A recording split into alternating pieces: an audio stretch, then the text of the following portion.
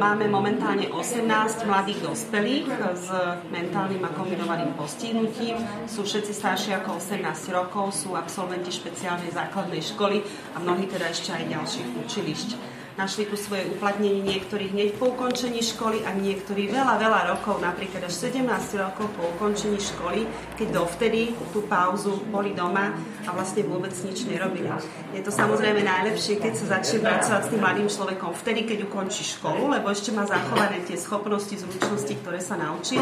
Oveľa horšie to je po tých 17 rokoch, ale máme tu živý príklad nášho Róbka, ktorý bol 17 rokov doma a je úplne super úžasný. Chceli sme mať chránené dielne ako taký štart na bežný trh práce s tým, že niekoľko rokov tu mladí ľudia budú, každý podľa svojej potreby a že potom, keď už budú zaškolení, skrátka naučení tým mnohým veciam, ktoré potrebujú do pracovného procesu, že potom pôjdu na voľný trh práce a že ich zamestná nejaká iná firma, spoločnosť.